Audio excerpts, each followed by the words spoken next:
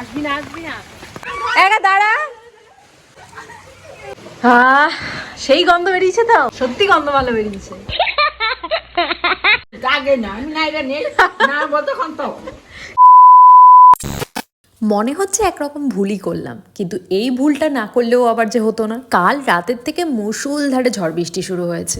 বেলা যত বাড়ছে ঝড় বৃষ্টিও ততই বাড়ছে। তাই স্নানটা সেরে পুজোটা দিতে এলাম, কিন্তু একরকম ভিজতে ভিজতেই মনে হচ্ছে আমাকে পুজোটা দিতে হবে। স্নান না করেও তো আবার ঠাকুর পুজো দেওয়া যাবে না। একবার স্নান করে আসলাম, আর এখন বলতে পারো আরেকবার রীতিমতো স্নান করতে করতেই মনে হয় পুজো দিতে হবে। কারণ দেখো, ঠাকুর ঘরের কাজ তো আর কম না, আর আমাদের মন্দিরটা যেহেতু বাইরে, তাই ঠাকুর ঘরের সমস্ত কাজই বাইরে করতে হয়। ঠাকুরের ঘর মোছা, ফুল তোলা, ঠাকুরের বাসন মাজা, আর বৃষ্টিটা যেহেতু এক টানা নেবেই আছে, তাই কখনো সখনো তো ভিজতেই হতো। কিন্তু একদিকে ভালো কি জানো তো, যে আমরা যে আতঙ্কটা পাচ্ছিলাম আমফানের মতন হয়তো আরো ভয়ঙ্কর কিছু একটা হবে, আমাদের এদিকে অতটাও ভয়ঙ্কর কিছু রূপ নেয়নি রেমাল। ঠাকুর ঘরের বাসি ফুলগুলো ছিল, সেগুলো ফেলে দিয়ে এলাম। দাঁড়াও, ঠাকুর ঘরের জানলাটা একটু খুলে দিই। দেখো, এখনো এক নাগারে বৃষ্টি হয়ে যাচ্ছে, সাথে হাওয়াও চলছে। ঠাকুরকে জাগিয়ে বাসি ফুলগুলো ফেলে দিয়ে এখন এলাম ঠাকুর ঘরটা মুছে নিতে। প্রথমে যেভাবে প্রতিদিন ঝাড় দিয়ে ঠাকুর ঘরটা মুছি, ঠিক সেভাবেই ভেবেছিলাম মুছবো, কিন্তু বৃষ্টির ছাটে একদম ঘরটা স্যাঁতস্যাঁতে হয়ে আছে, তাই ঝাড় দেওয়া আর হলো না, হাত দিয়ে ভালো করে মুছে নিচ্ছি। রাতের তুলনায় সকালের দিকটা অনেকটাই শান্ত। কালকে রাতে যেমন হয়েছে ঝড়ো হাওয়া, আর তেমন হয়েছে বৃষ্টি। আর এই বৃষ্টি মাথায় নিয়ে ছাতা ধরে কতক্ষণই বা কাজ করা যায় বলো? বৃষ্টির মধ্যে যখন কাজ করতে নেবেইছি, তখন ছাতার পরোয়া করলে চলবে, আর এই সব কাজ ছাতা মাথায় দিয়ে হয়ও না। তাই ছাতা টাতা সব রেখে একরকম মাথায় গামছা দিয়েই নেবে পড়েছি, যত তাড়াতাড়ি কাজ সেরে ঘরে ঢোকা যায় আর কি। ঠাকুরকে বললাম, আজকে ক্ষমা করো, কোনো রকমেই তোমার বাসন কুসনটা মেজে নিয়ে আমি ঠাকুর মন্দিরে ঢুকতে পারলে বাঁচি। এদিকে আবার মা কি করেছে একবার দেখো। সকালের দিকে তো আরো ভালো বৃষ্টি হচ্ছে, এখন তো ওই গুড়ি গুড়ি বৃষ্টি হচ্ছে, আর ওই সকালবেলাতেই মা ছাতা মাথায় করে সমস্ত ফুলগুলো তুলেছে। আমি বারবার বললাম আছাড় খেয়ে পড়ে যাবে, কিন্তু বললো না, আমি ফুলগুলো তুলে দিই, তুই সব ফুল তুলবি। আচ্ছা বলো তো, বৃষ্টির মধ্যে ভিজে ভিজে কে গাছের এত ফুল তুলতে যাবে একটা একটা করে? সে তো কিছুতেই আর আমার কথা শুনলো না, সমস্ত গাছের ফুল একটা একটা করে তুলে তারপর তার শান্তি হলো।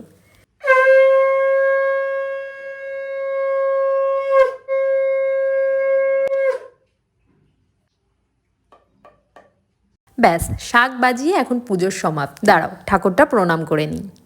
আমাদের এই বাড়িতে আবার প্রদীপ নেভানোর আগে একটা করে মোমবাতি জ্বালিয়ে নেয়, মানে ওই প্রদীপের আগুনটা দিয়েই মোমবাতিটা ধরিয়ে তারপর প্রদীপটা নেভানো হয়। প্রদীপ নাকি ওভাবে নেভাতে নেই, আগে জানতাম না, এখন শিখেছি শাশুড়ি মায়ের কাছ থেকেই। এখন নিচে আর কোনো কাজ নেই, ঠাকুর মন্দিরে তালাটা দিয়ে এবার সোজা ঘরে ঢুকে যাব। বৃষ্টির জলে উপরের টপটা এতটাই ভিজে গেছিল যে ঘরে এসে চেঞ্জ করে নিলাম। এখন আমি একদমই ঝাড়া হাত, এখন যা কাজ আছে সবই টুকিটাকি, কারণ আজ আবার রান্নাঘর থেকে সম্পূর্ণ ছুটি নিয়ে নিয়েছি। তবে দুপুরটা কি আজকে উপোস করে কাটাবো? না না, একদমই না। বৃষ্টির দিন, সবাই ঘরে আছে, কেউ আর আজকে বাইরে বেরোয়, মানে অফিস কাচারি সবই বন্ধ। তাই সন্দীপ অর্ডার দিয়ে দিল, বাড়ি আছি, আজকে গরম গরম খিচুড়ি, ডিমের অমলেট আর বেগুনি করে ফেলো। আর সত্যি কথা বলতে, খিচুড়িটা আমি খুব একটা ভালো পারি না। মারও অবস্থা ওদিকে আমার মতনই, তাই জেম্মাকে বলা হলো, জেম্মা খিচুড়িটা দুপুরের আজকে তুমিই করে ফেলো। আর ছেলে বলেছে বলে কথা, ওদিকে জেম্মাও রাজি হয়ে গেল। এখন জামা কাপড় যে কটা আছে সে কটা গুছিয়ে যাবো ওদিকের জোগাড়ে। ওয়েদার তো একদমই স্যাঁতস্যাঁতে, তারপর যদি ঘরও আগোছালো থাকে ভীষণ বিরক্তি লাগে। খুঁজছিস কি খুঁজছিস কি খুঁজছিস? পুরোনো রং করার খাতা ছিল না, হ্যাঁ একটা পেস্ট ছিল, হ্যাঁ, ওইটা দাও তো। কি করবি? নৌকা বানাবো। নৌকা কে বানিয়ে দেবে? পাপা।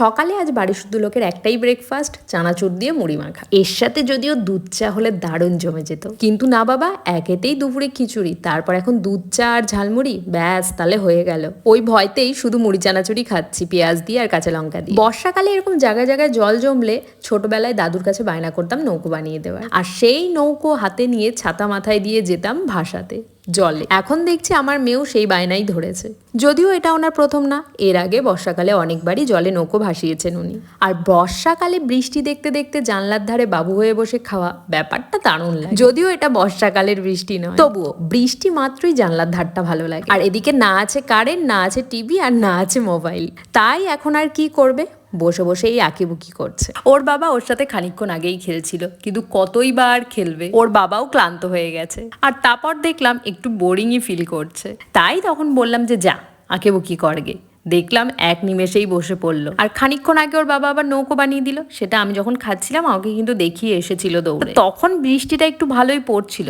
বললাম একটু কমলে নিয়ে যাও নৌকো ভাসাতে।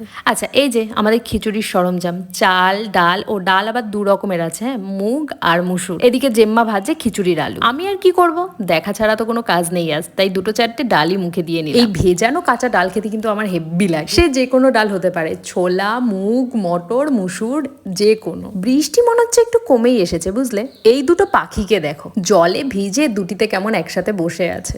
আমি মুখে একটু আওয়াজ করতেই একটা আরেকটার আরো কাছে গিয়ে বসলো, একদম গা ঘেঁষে, বোধহয় ভয় পাচ্ছে। তাই ওদেরকে ওদের মতো থাকতে দিয়ে চলে এলাম এদিকে। বৃষ্টি কমে গেছে যে, এবার তো যেতে হবে নৌকো ভাসাতে। চলো বায়নাটা মিটিয়ে আসি।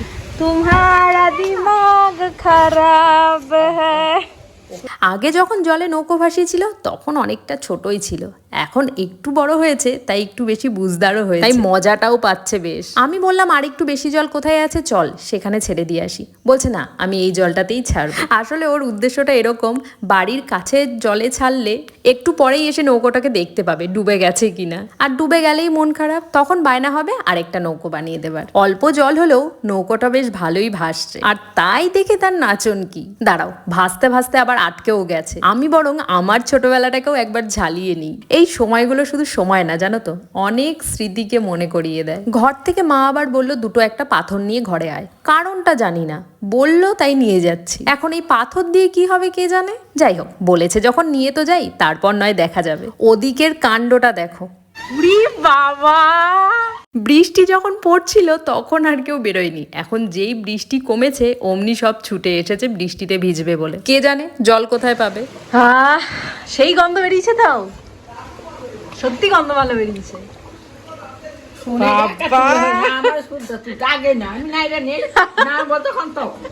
সবাই জানে বরাবরই জেম্মা খিচুড়িটা ভীষণ ভালো রাঁধে, আর আজকে তো ঘর একদম গন্ধে মম করছে।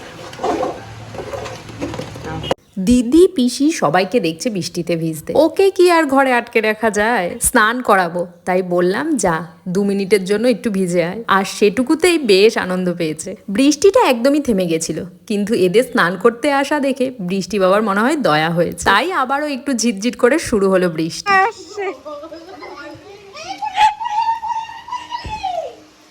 ওর বাবাকে দেখে ভয়ে মেয়ে পালিয়েছে, যদিও ওর বাবা বকার জন্য একদমই আসেনি, দেখতে এসেছিল মেয়ের নাচানাচি, যেটা উনি এখন করছে, সেই মজা পেয়েছে।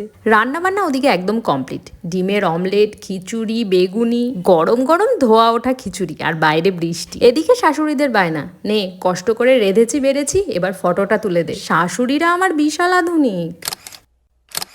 এত সুন্দর গরম গরম খিচুড়ি ঠান্ডা হলে কিন্তু আর ভালো লাগবে না। চলো এবার খিচুড়িটা বেড়ে নিই। সবাইকে একে একে খেতে দিয়ে দিলাম, সাথে মাম্মামকেও দিয়ে দিলাম, ও এখন একাই খেয়ে নেবে। আর তারপর আমাদেরটাও বেড়ে আমরাও বসে পড়লাম খেতে। বাড়ির কিছু জনের খাওয়া হয়ে গেছে, আবার কিছু জন খাচ্ছে চেয়ার টেবিলে বসে। আমার আবার ইচ্ছে করছে নিচে বসে আয়েশ করে জমিয়ে খেতে। আমার সাথে জেম্মাও আবার হলো সহমত, তাই আমরা দুজন নিচে বসেই পড়লাম খেতে। সাথে চললো টুকিটাকি গল্প। সারা দিন কষ্ট করে 2 শাশুড়ি রান্না বান্না করলো, আর বৌমা বসে পড়লো পাত পেরে খেতে। বোঝাই যাচ্ছে কপালটা আমার ভালো যাচ্ছে। পাত একদম চেটে পুটে পরিষ্কার করে ফেলেছি, এখন প্রয়োজন শুধু একটা সুন্দর লম্বা ঘুম, ব্যাস তাহলেই 16 আনা পূর্ণ। এরকম সুখময় একটা বৃষ্টির দিন যেন বারবার আসে আমার জীবনে।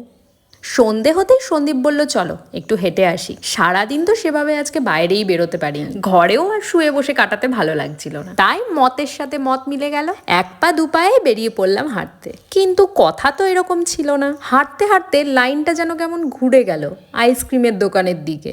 আমি কিন্তু একদমই খেতে চাইনি, কথা তো ছিল রাস্তায় হাঁটা, তাই বাড়িতে যা পড়েছিলাম তাই পরেই বেরিয়ে গেছিলাম রাস্তায় হাঁটতে। হাঁটতে হাঁটতে উনি যে আবার এত দূর আসবেন তা তো আমি জানি না। যাক, এসেই যখন পড়েছি তাই বেশি ভেবেও আর লাভ নেই, তার থেকে বরং কোন আইসক্রিমটা খাবো সেটাই পছন্দ করি। তবে দোকানদারের পছন্দই হলো শেষ কথা। সুগার ফ্রি বলতে হালকা না, সুগার ফ্রি দরকার নেই। ভালো লাগবে, মানে মাল বিরাট টেস্টি, আমি বলছি তো।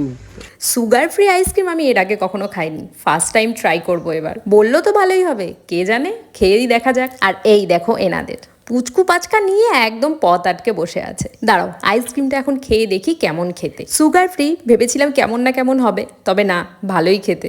শুনতে পাচ্ছ আওয়াজ? গ্যাং ওর গ্যাং, গ্যাং ওর গ্যাং। জল পেয়ে ব্যাঙগুলোর আনন্দ আজ আর ধরছে না। ভ্লগটা আজ এখানেই এড করছি। Bye bye, good night.